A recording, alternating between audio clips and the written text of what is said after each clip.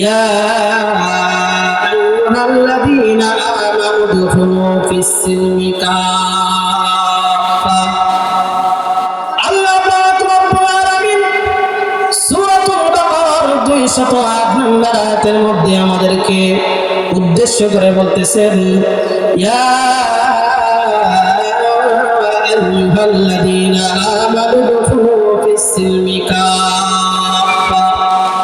এ ইমানদারেরা, উদখুলু ফিস-সিলমি কাফা, তোমরা ইমানদার যারা রয়েছো তারা পরিপূর্ণ ইসলামের মধ্যে প্রবেশ করো, তাহলে তোমরা পূর্ণাঙ্গ মুসলমান হইতে পারবে।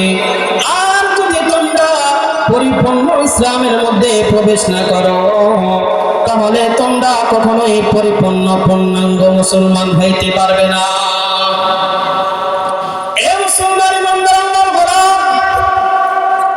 আমরা যদি কোথাও নদী পার হওয়ার জন্য যাইতে লাগি, পাহাড়ের উপরে একটা পা আছে, নদীর উপরে যদি আমরা আর একটা পা দিই, বলেন তো নদীর এ পার থেকে ওই পার আমরা যেতে পারবো কি পারবো না?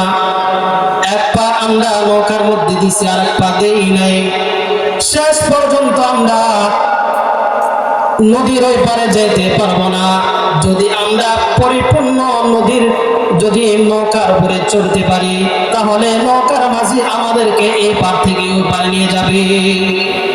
আমরা যদি শুধু এক পা নৌকাতে দিয়েছি, আরেক পা নদীর পাড়ের উপরেই আছে, তাহলে আমাদের দুই পা চিড়ে যাবে, আমরা মাঝখান থেকে মারা যাব। তাহলে সামান্য দুনিয়ার একটা নদী পার হওয়ার জন্য যদি পরিপূর্ণ নৌকাতে চড়তে হয়, যদি কোথাও যেতে হলে পরিপূর্ণ গাড়ির ভিতরে উঠতে হয়, বাসের মধ্যে উঠতে হয়, কেউ যদি হজ ওমরা করার জন্য বা বিদেশে যাওয়ার জন্য এক পা মাটিতে আসছে আর একটা প্লেনে দিয়েছে, সে যেরকম যাইতে পারবে না। আমরা মুসলমান যতক্ষণ পর্যন্ত পরিপূর্ণভাবে ইসলামের মধ্যে দাখিল না হব, ততদিন পর্যন্ত আমরা পরিপূর্ণ মুসলমান হইতে